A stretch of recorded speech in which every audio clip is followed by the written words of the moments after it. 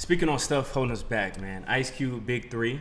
He's actually doing his own thing. I love it. It's great. We love our brother. And right now, he's trying to expand, rightfully so, because he has the viewership, all that good stuff. Yeah. But recently, he said companies like Charter wanted to keep the old world and will bend the rules to do business with the same people in the same tired way. So pretty much, they're not trying to put Cube in the game. And earlier, you said tell our vision. Yes. So telling lies through vision, through the media as well. So how is this impacting Ice Cube? Number one, Ice Cube did a beautiful job. I'm gonna say this real quick. Ice Cube is the same Ice Cube. Right. He the same Vaseline Ice Cube. He's always. He the same. I don't care about these white crackers Ice Cube. He the same one. I'm just saying that's what he said because from back he then. joined the nation in the Yeah, 90s. a lot of people don't know that. Brother Dr. Khalid Abdul Muhammad, may Allah be pleased with all of his good work. One of the strongest soldiers ever in the Nation of Islam. One of the hardest driving representatives of the Honorable Mustafa Farrakhan and the teachings of the Most Honorable Elijah Muhammad. We love brother for all the good works he has ever done. He is who brought Ice Cube in. Let's make this clear. I remember that. Yeah, and Ice Cube was all the way. Yeah, his songs changed immediately. Yeah, he was hitting the enemy so hard. They was like, damn. Yeah. Man, give us some time. Like, relax. No. Ice Cube was with it, and he's still with it. The difference is he saw how the direct approach worked.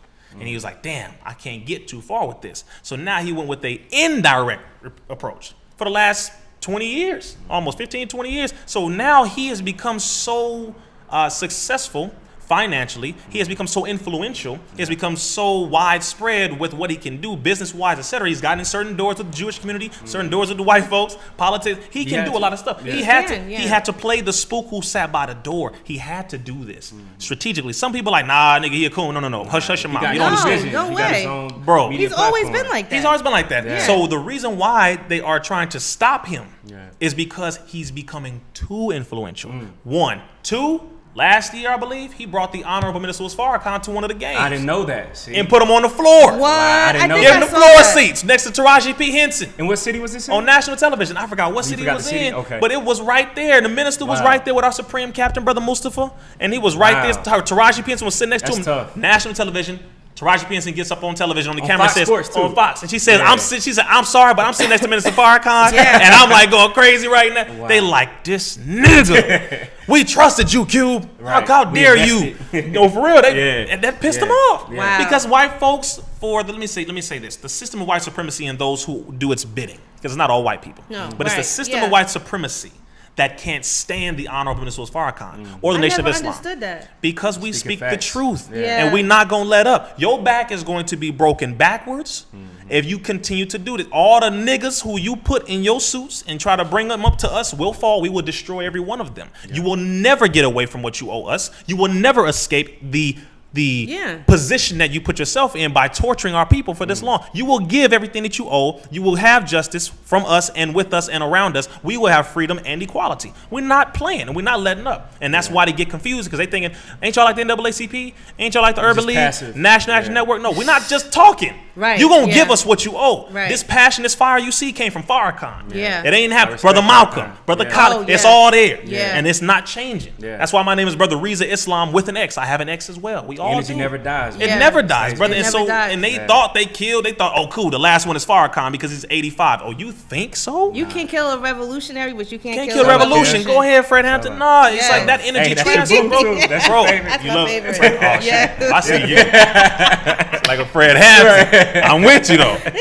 By the way, Fred Hampton. At 20, man. At 21, I believe. Brother studied. The millennial. When he was younger, age. his mother would tell you in an interview on YouTube, Fred Hampton used to study with the Nation of Islam. See? Go on YouTube. She said, he was a Muslim hanging out with the Muslims and blah, blah, blah. I knew it. Martin Luther King, too. Martin Luther King. Nobody talks about that. We protected Martin Luther King. How do you Nobody think he lasted talks about that long? Nobody talks about that. Bro, man, it's so much history in this. It's but crazy. the point is that everything that you see with Ice Cube and everybody else who affiliates with Minister Farrakhan, they'll be attacked. And no matter how high you go up, and no matter how much trust you build up with them, the moment you show and you bring this man to the network that we helped you to get, you know, like we allowed you to get, it's like a slap in their face.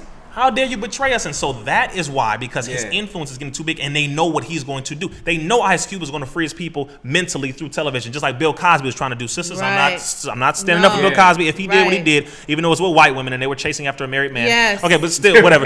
Whatever. Sorry. The point is, he was trying to do the same thing with NBC. Ice Cube is doing it with his own network, and because of this, that is something that they can't allow unless they know for a fact you're going to do it for our better interests and not black people. Facts. That's the only thing. So go ahead. So, Rizza, question for you too, man. Is it possible for us to openly support people like you, Farrakhan, Malcolm X, of course, because even in school, when I do class presentations, I have white professors who get turned off when I do it on Malcolm X or on Farrakhan. So is it possible for people like me and Kim who have a platform, Jay Black, to openly support you guys and still be able to do business with white networks, white businesses? The answer to that is yes, more now than before. Right. Okay. It wasn't at all before. Yeah. Now more so. Why? Because we have digital. We have social media now. Now you can own a network and it's not directly owned by somebody else. So you can freely put out what you need to put out. At the same time, well, I will say this as a cautionary thing, just as something to warn you about beforehand. If you do not have a plan of separating and building your own, I'm talking about completely to not need them at all, then I don't recommend you pump us as hard. So I'm honored to be on here, but then again, I know the danger of you having us on here.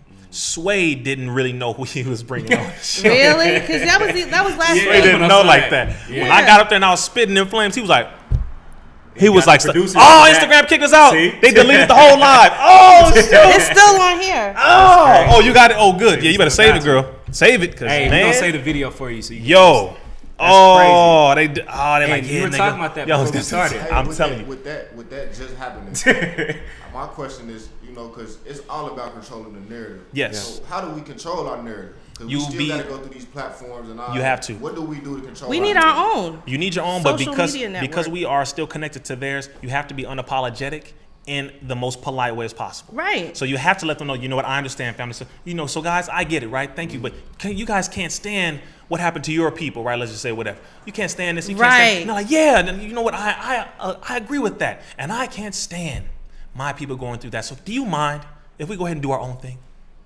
You gotta be soft like that. It's Sway just posted something else about me on the story. Look at that. Sway, man. Sway doing his thing. But you have to.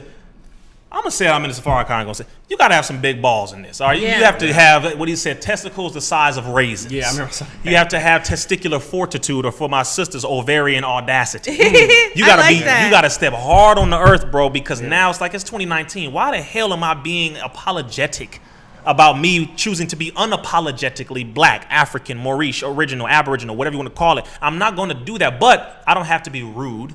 Right. I don't be rude to a white person. I think you have to, so you can work with them if you choose. We want to be apologetic, but I think because a documentary I just watched. Every time we start something, they tear it down. It's like, man, of course, we get to a point the business documentary on PBS. We have to stop starting over every time. Very true. Because they destroy it. They destroy it. Stop starting over and just very true. Build, have a foundation and build on that foundation. And you know what? Stop letting other people in. We live in a time to where we got the freedom to do it, even though it's social media and they do control that, but. Yes. We got the freedom to do that now. I think it's just, what can we do to do that? Right. Well, what you're doing now, continue doing what it is that you're doing right now. Bring certain people on. Also, take the knowledge that you're getting now and move out on it.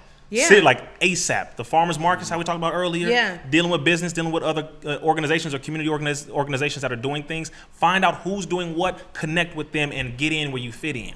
Don't sit here and allow us to come up here and talk and just spit this and be on the front line and y'all not backing us up. Oh, no. We need a team. I'm serious about this. Yeah. Because niggas on the internet, that's I said fine. niggas, right? Yeah. Niggas on the internet, not black men, two different people, two different species. Yes. Niggas on the internet are hired, some of them, by this enemy to cause the division. We were talking about that. How the Russians have infiltrated. Meet us up over here. Come on. We're about to have a march. Come on, bro. Somebody messes up the march. And I'm not just going to say the Russians. I'm just going to say white folk. This system white. Russians are white, too. I'm just say white folk. I ain't going to just leave it over there. They're over here, too. God damn it, right here. Yep. Like I said, they all are working in cahoots. Why? Because the one group who is not benefiting happens to be black folk when we are the number one oppressed on the planet.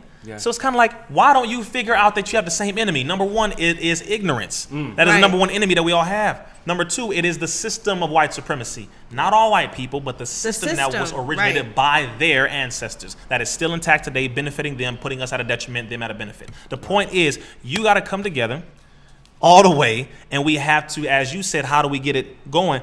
Put the clips up that you feel impact the most, that you feel can spark the ideas, and then start going and having group meetings and invite the people who can network and who have certain solutions. Invite people who have farmers markets, invite business developers, invite potential investors who have the money. You have to get this done. You have to get it done now. Write up business proposals, business plans, find out who has what. Because a lot of our elders have land and we not talking to them. Right. And they ready to sign it over to us out here in Atlanta.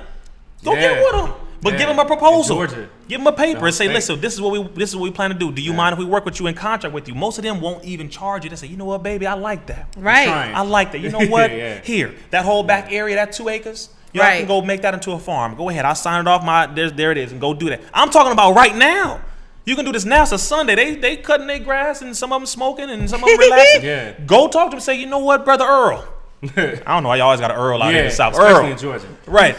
Do you mind if what are you doing with this land? Well, it's just been in my family for 40 years. Years. Exactly. Do you mind if we use that part of it, just that area, and make a farm for the community to come to, and we'll contract with you. We make sure it'll stay clean. You don't have to do anything. And we'll write it down. Let me see how it looks. Okay, I don't do nothing with it. Wow. You'd be surprised. We should do that. So most of us don't even need to put up no money for this land. You can go get it right now. Some of us can. I'm just saying, that's just an idea. We gotta have a plan. That's what I'm saying. Good, but we have to have a plan. That's what I'm saying. Get with people that know what they're doing. Sit down, like the Most Honorable Elijah Muhammad said. Get with 5 to 7 like-minded individuals, but not just like-minded. Those who are ready to go. Wow. So sit down, have a meeting. Yeah. Make sure you all on the same page, like you said. Don't be some of the people want to get in there and just see what y'all talking about. No, No, what can I do? Right. All right, listen. This is what I got. All right, I got 1,000 right now. All right, just saved up, and I want to invest it somewhere. All right, so what else? You like, I got 500, I got 2. All right, I saw this building, I saw this land, whatever. Okay, let's do that. We're going to put our names down, draw up a contract. We own this percentage of it, and what will be the purpose of this land? Okay, it'll be a farm, a school, whatever, a training facility, whatever. And you write it down. It takes 2 or 3 days. Write it down. Seriously, like write it down. Boom, y'all all agree. Boom, everybody you sign your signature. Role, everybody has it, and then you have your role. Who's going to be the director of this? Who's going to be this? Boom, put it down. All right, print it up, laminate it, copy it, and make sure everybody has their own copy. And then you go to that place and get to work. Simple. It's really that simple. We need to do that. And then add security in that equation. That was my next question. How do we combat what happened, like the same thing that happened in Security. Training. I'll say it this way. You in Atlanta, Georgia. The Nation of Islam has mosque number 15 A and B. We have a huge stronghold here. There are many brothers, but I'll talk to you off the air. I don't want to give his name out on here, but we have security companies that we own here. So we will contract with you. And they do great security. Did you see the best security? Did you see the security at Nipsey Hussle's funeral? And at Nipsey's funeral, we had no guns. See, the police with the guns was scared. And look, Rizza, you know what's crazy? It's that force, nobody even approached y'all. Nobody tried to try y'all. That's what I'm talking about. We got God. We are more afraid of God than we are of a bullet. I mean this. Then them guns don't mean shit to us. See what I'm saying? Of course it's temporary. We run. I'm gonna tell you how we are as Muslims, bro. Original Muslims. We don't follow Arabs, Synopsis, Caucasian religion, whatever. Right. We are the original practices of that religious faith or way of life. So we don't run from death, we run to it. Wow. It says it in the Holy Quran, we run to it. An honorable death is a beautiful death, bro. I'm not trying to cause one, but if I need to, if this sister need protection, somebody coming through that door, if my brother don't get to him first, I'm going to get to him. I love because that is how we need to be. Yeah. That's how these other groups of people are. Yeah. They will die to protect theirs. When you see a brother from the Nation of Islam, because I'm from New Jersey, and in Newark, it's like the presence is definitely we got Newark sold up. Newark is sold up. I grew up with it. You know what I mean? But my family, they're Muslim. My mom is Christian. My grandfather is an Ethiopian Jew. So I've always practiced. That's a nice mix. Yeah, I've practiced everything. Well, let me tell you something. These brothers are so disciplined. Yes. Their presence alone demands respect. Intelligence. I mean, as soon as you see somebody come in the room, it's like immediately you're like, what's going on? Yes. Because that's just how disciplined they are and how strong they are in their faith. Yes. So if you ever get a chance to go, even if you don't convert or whatever, but if you ever get a chance to go, definitely go, because it's definitely something that there's a lot to learn, and the sense of family that you feel when you're around them, and the sense of protection, ladies. Let me tell you, if you never have dealt with a Muslim brother, you already know. Ain't nobody gonna do you nothing, honey. Ain't nobody gonna do you nothing. You're gonna be just fine. That's a little Yes. That's the promo piece. That's the we were co-signed by the black woman right there. I mean, you gotta love them. Like I said, I was born and raised a Christian, but I have a few family members. Shout out to my cousin Jahai. He's got a restaurant in Newark. That's right. Jahai Muhammad, and their family, that part of the family, they always went to Muslim schools. They always ate right. I mean, they always just had everything together. Yeah, and that's just something that you have to respect as a woman. You want that kind of man to lead your household. Yes, ma'am. You always want to have someone that's able to lead and protect and provide for you. Yes, ma'am. And that is something that they instill into their men in early on. Yes, yes, and mind you, that is not dying. Yeah. That way that we live and all that in practice is not dying. And of course, we're not perfect now. We don't trip. We still human. We still brothers striving. We from the hood now. Nobody's perfect. So you still got that side. Nobody's perfect, but you definitely have that foundation. Oh yeah, but exactly. That core, so we're building. Beliefs, yes. Yeah, we strive every day. Like you said, it's a process, man. We ain't perfect. Most of us, I'm talking about gangbangers, drug dealers. We done been through it all. So we're trying our best to live this life, and it's hard as hell. Yeah. Resisting all kind of stuff every day, but it's something that we need to do. But as my brother was saying, security, that's the number one thing you want to make sure you have with it. So we will contract with you. I'm serious. Right here in Atlanta, Georgia, y'all find some places, and I'll put you in contact with the brother who was the director over the security company that we have, and he will, here's the rates. What's up? Let's work with y'all. We're not gonna gouge y'all. No, let's see what you got. Black business, and it's black on black, helping one another, and we don't need guns. Yeah, I'm telling you this. They're already intimidated by us, bro. Anyways. Yeah. We exercise, we train, bro. Yeah. Come on, man. If somebody bring a gun at us, you brought us the gun. Right. We know how to use it. You know how to break the arm, get the gun back. I've seen the videos. Oh, yeah. bro. Hey. Wow, I love it. Elijah Farrakhan. Bro. Yeah. Bro, meet Elijah. Yes. Yeah, he's a beast, yes, man. Sir. He's a beast. Oh, yeah.